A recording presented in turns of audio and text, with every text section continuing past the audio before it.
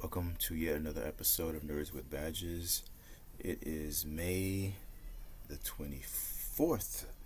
Memorial Day weekend is here, and I'm working tonight and tomorrow, and then I'm off Monday, Tuesday, Wednesday, Thursday, Friday. I gave myself a little vacation. I was thinking about going out of town, but financially, um, probably wouldn't be a good idea to do that. So, um, probably just take the time off to just work on projects, do some cleaning up.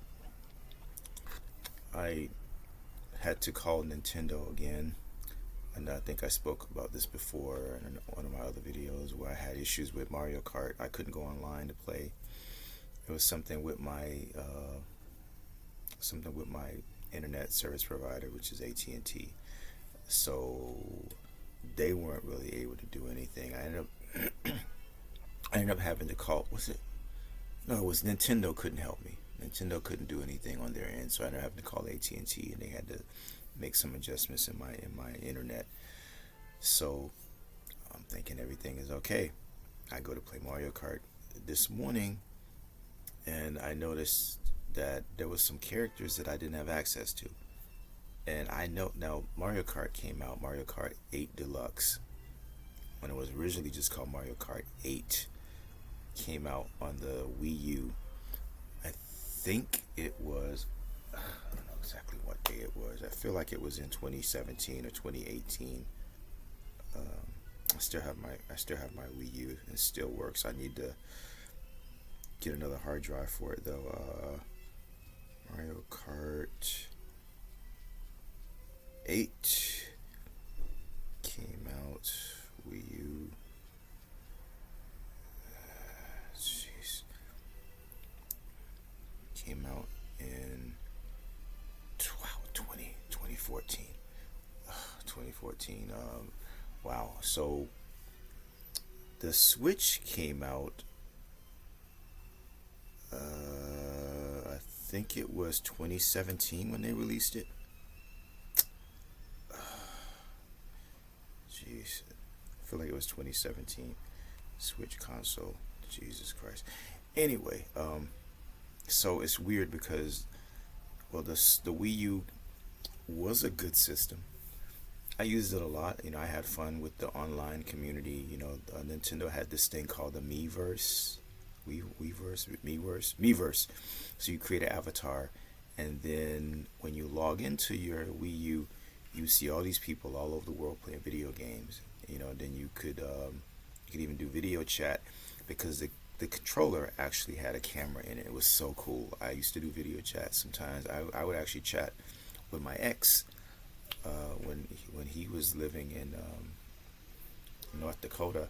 We would do video chat on the Wii U, and it was real cool. I hate that this is one thing I don't like about video game consoles is that you are on borrowed time because eventually they will stop supporting the system and they will kill the servers, and all the online features and stuff will just be like useless. And I think that as time goes by, we're gonna start seeing some new laws or some changes in how these companies do things, because you shouldn't buy a device and then it just becomes obsolete because the companies just don't support it anymore. It's like they take away features that you get. It's a little shaky moral ground as far as I'm concerned.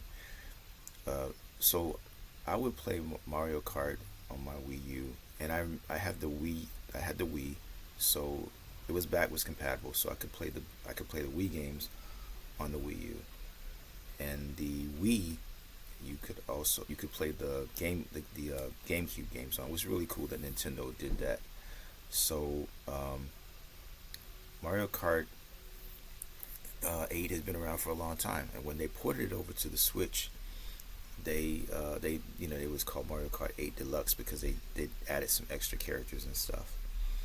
I think that there might have been some stuff that didn't carry over from the Wii U version of Mario Kart 8. I think there might have been some cars, maybe some licensed cars, because they had like some BMW crossovers. I'm not sure if those cars came over or not. But anyway, Mario Kart 8 Deluxe on the Switch ended up getting a bunch of like extra stuff later, as opposed to the other stuff that you got, the other bonus stuff that the Switch version got that the Wii U version didn't have. So you got a total of 48 different tracks. I think it was 48 different tracks and a bunch of new characters and stuff. So it was. I mean, it was a really good. Mario Kart 8 Deluxe on the Switch has just been like a phenomenal game, and I guess I can kind of understand why Nintendo.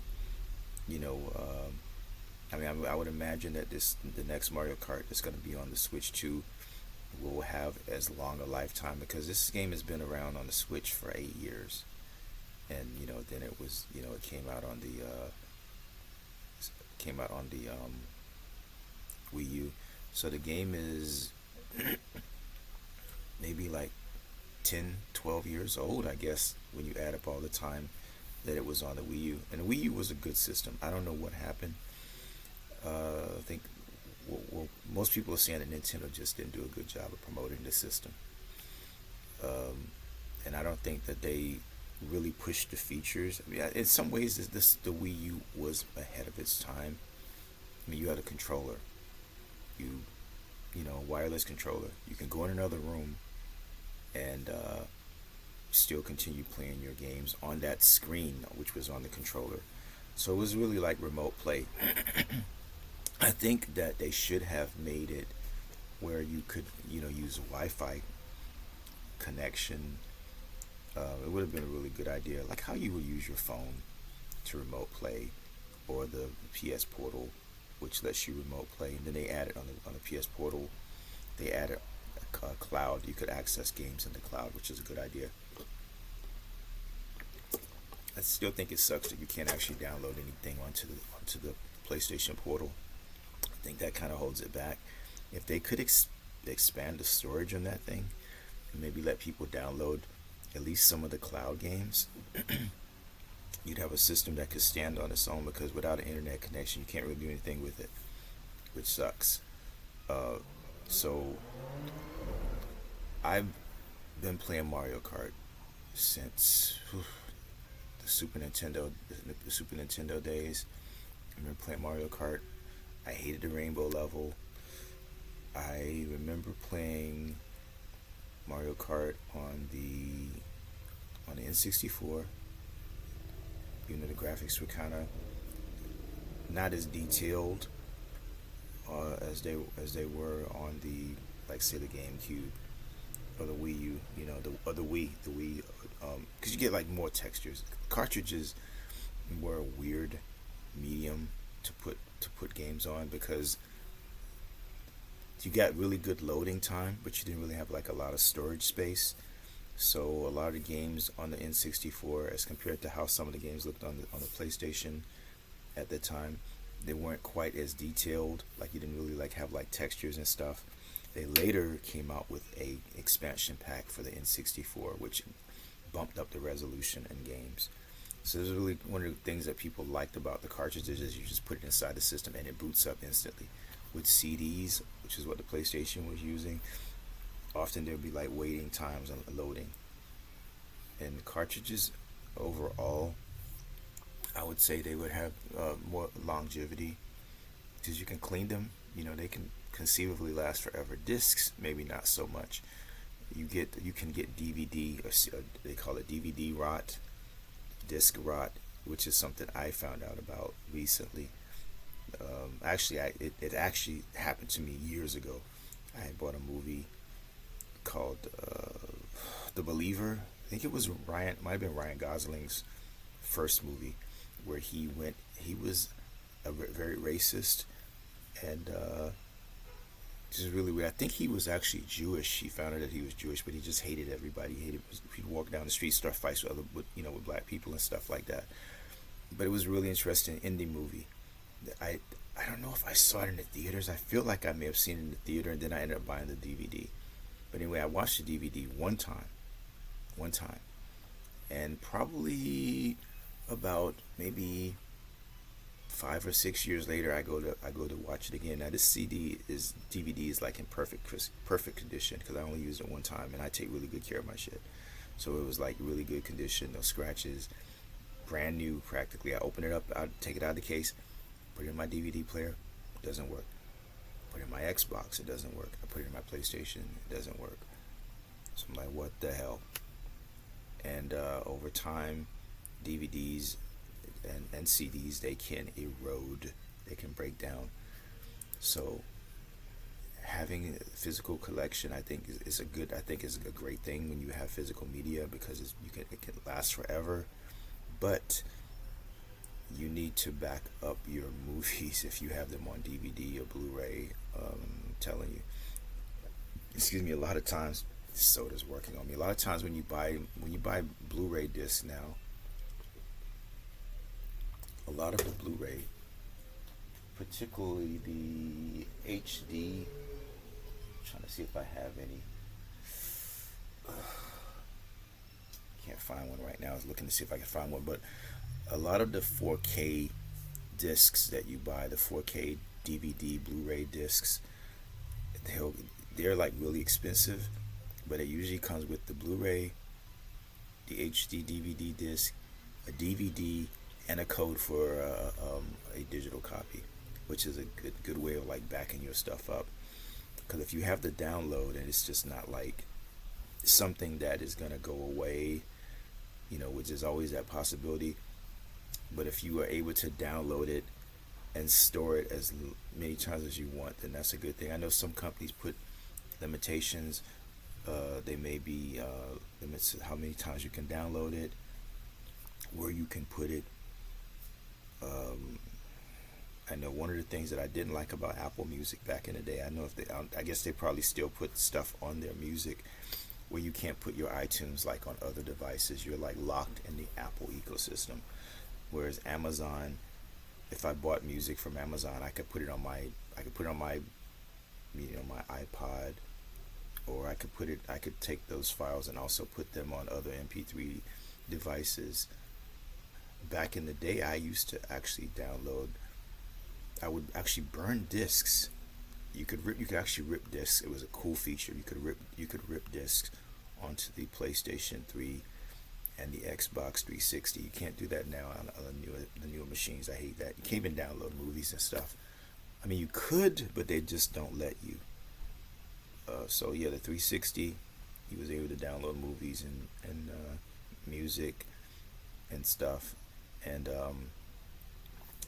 it was you used to do a lot of really cool stuff, man, back in the day. Speaking of discs and downloading stuff, the original PlayStation, I used to play this game all the time called Vigilante 8, and it was a Star Wars game. It was by the same people. Now, Vigilante 8 is a lot like Twisted Metal. You drive around in cars and blow up stuff.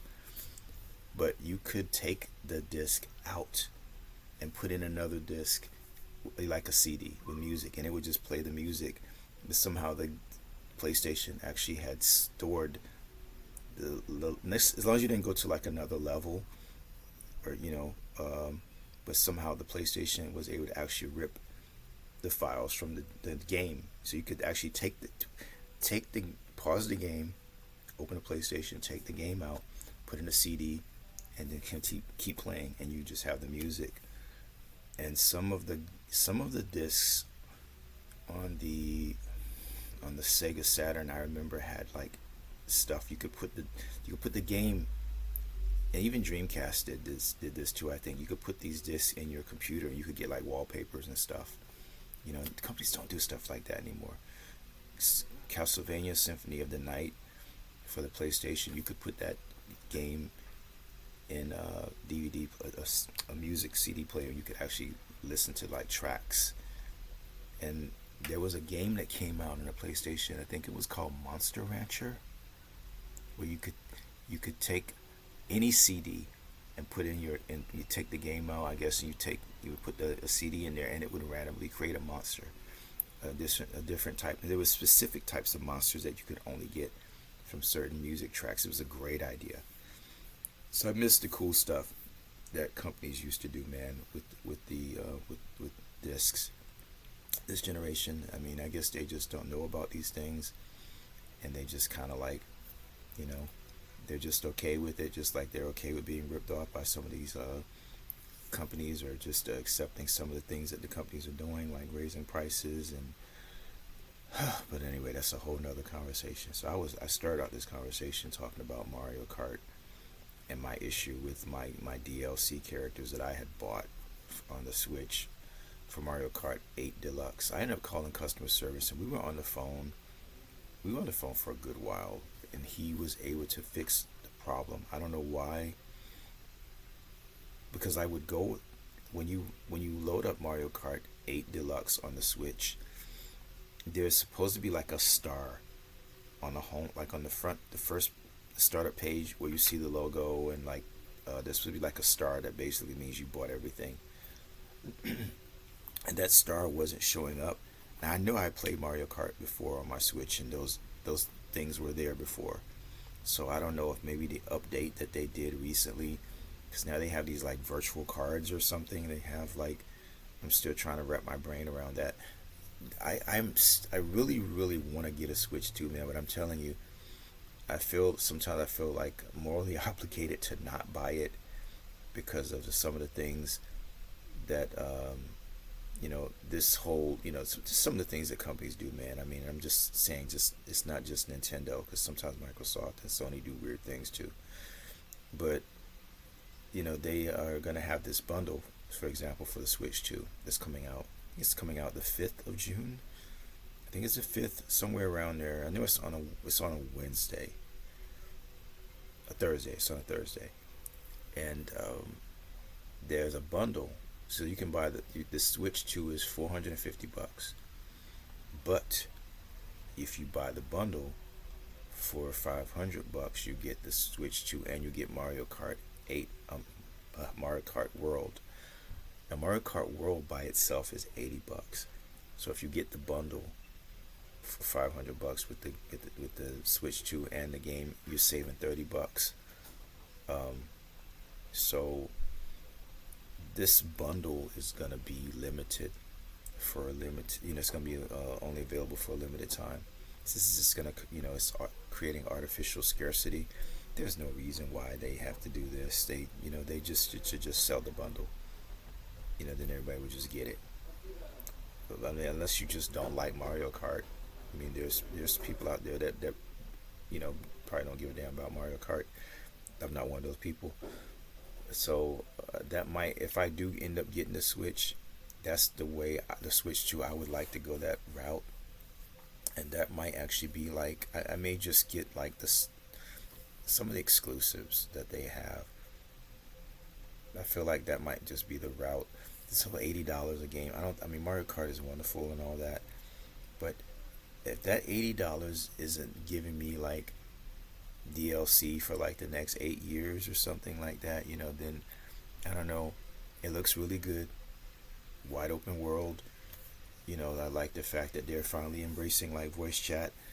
I mean, it only took them like forever, because every voice chat is, it's a common feature on the Xbox and PlayStation and PC. Now I get Nintendo is family friendly, and they're trying to protect the kids and all that. But the fact that I can't play games on my Switch and voice chat with my friends without having to install some stupid app on my smartphone or whatever. I mean, just some of the things that I don't know, man. I think that console gaming and exclusivity, I'm saying that right, having exclusive games, that is good, but if you have a game and it's only like available to like like a certain number of people, then you're really like limiting. You could be limiting your financial gains, and I think that's one of the reasons. Well, what the hell? I think having my door open is not a good idea. Apparently, I have a screen door on my apartment door, a metal screen door, and I have a regular door. And sometimes I just keep the screen door open, and the other the screen door is closed, but my other door is open, so I can have air come through. And so there's a downside to that. But anyway, so I don't know. Nintendo, they don't put their games on everything else like Sony and Microsoft.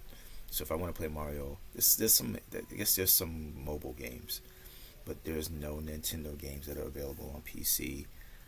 Um, there are no Nintendo games that are made that are on the PlayStation or Xbox.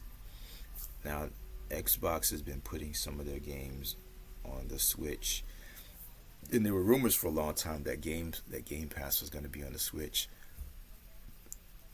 There was a weird crossover. I think it was last year. The Horizon game with the girl running around fighting the robots. They did a Lego version of that game, and that game was on PlayStation and Switch, and I think PC. But it was really interesting to see a PlayStation IP on the PlayStation, a PlayStation game on the Nintendo Switch. PlayStation and Nintendo, they're two Japanese companies, and I don't really know what kind of relationship they have. Because Nintendo's just kind of like off doing their own thing. They're not like really competing with Microsoft and what Sony is doing. But I do remember years ago there was a game called Dreams that came out, and I hate that this is another thing that Nintendo does. Well, another thing that they did that just really pissed me off. There's this game called Dreams, and you could actually make your own games on the PlayStation. And people made some Mario games. They made their own Mario games. The games were so good. Apparently, Nintendo got pissed and made Sony take the games that people had made, created. So yeah, I don't know. It's just like doing a video and just having some music that you're listening to in the background, and that would get your video flagged or muted. And I hate that when stuff like that happens. I think that there's some things that people should fight that they don't. I mean, I can understand wanting to protect your stuff, but sometimes people just go. I just think people go too far. But I guess it's like if I was a rock band and there was a politician that I didn't like, and they were like playing music during their campaign that I made. I don't know. That's I've heard of that happening. People getting upset, but I think we've gotten to a point now, and it's probably cliche to say that everybody's too sensitive and people are just definitely Sue friendly. Sue friendly. They're Sue crazy, and I don't know. It's just something that I miss. Back in the day, you could have music, videos, you didn't have to worry about copyright strikes and stuff like that. I think it's just gotten a little crazy. But Nintendo just, getting back to Nintendo, they have a reputation for doing things and being fiercely protective of their IPs.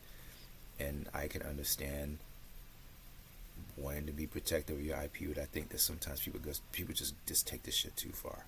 That's all I'm saying. But I was able to get my issue with Mario Kart 8 Deluxe resolved. It was funny because the customer service guy I talked to, we both laughed because he's like, yeah, this is the second time calling Nintendo within a week with the issue, because like a week ago I had issues with, I couldn't go online with Mario Kart. Now I'm having this thing with my DLC stuff that I bought that wasn't available to me. This is all making me wonder, like, it's making me just kind of make me feel some kind of way about the way that the industry is going, the direction everything is going with digital stuff. And I remember saying, to the guy we were talking, back in the day, you just bought a cartridge and you put it in and it just worked. You bought a cartridge, you put it into the system, and you just played it. Everything was there. No patches, no downloads, no updates. And now we're at a point in history where companies can literally brick your console, take your stuff away. Your DLC could disappear, your game could disappear, all of this stuff, man. And it's convenient.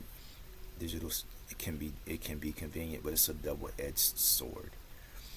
And I tell you, I'm really, really, really starting to understand why a lot of people, especially people like within my age group, because I'm 56, people that are getting more back into like retro stuff. I don't think the kids are doing it so much, and maybe that's why the companies are getting away with this stuff, because the kids are used to this stuff. The kids are used to digital stuff. They're used to not owning anything, because you just go on Spotify and Pandora, and just you pay your service, your monthly fee for for the service. You can list all the music and stuff, but you're not actually buying anything. You don't actually own it. So if the service is gone, if your membership runs out, you don't have access to the music. I mean, you don't have internet connection. So as long as you're a member, you can download stuff offline to listen to. I have Spotify and Pandora, but I don't pay. I use the free Spotify, Pandora, iHeartRadio, Odyssey, and some of the radio stations. They have their own apps. And I listen to regular radio too. I listen to regular radio. I think we should still, we should definitely still support radio, AM, FM radio. They should not go away. TV is just kind of been murdered by the digital revolution. I mean, if you have a regular TV, if you have a TV now, before Obama, you could just buy a TV and you could just plug an antenna into it and just, get free stuff. But now, you have to buy a converter. You just buy a monitor. You can't do anything with it unless you have an internet connection or a converter, which is maybe like $20-$30. Lets you get free stuff. Most of the free stuff that they have on TV is just not really good, and I think the companies just kind of maybe have manipulated the public into wanting to. Everybody has to get cable. You have to have internet, to get all the apps and stuff. And just cable is just used to be expensive, and now the streaming stuff is just kind of it's a lot of you're kind of forced to subscribe to different streaming apps to get certain things. So you end up maybe having 4 or 5 different streaming apps. And $10 might not seem like a lot, but if it's if you got 5 or 6 of them, it can just quickly add up. So you're definitely living in a totally different age now, and it's just trying to get used to all this stuff. And I realize I'm gonna have to cut back. I may just keep one streaming app. I feel like I may just keep Netflix. I've had Hulu and Netflix for the longest. I've had Amazon for a long time. I have Disney Plus. I have Peacock. I'm trying to finish watching Twisted Metal. Then I'm gonna probably let that go. But then again, Twisted Metal season 2 is coming in July. So, and I have Crunchyroll also for my anime. And those, like I said, $10 here, $10 there. It adds up. It really does, and I feel like it starts becoming work when you're trying to watch all these different shows. You're trying to keep up with everything, and then new stuff is coming, and then it's like video games too. You can just have a backlog of stuff, and it just gets overwhelming.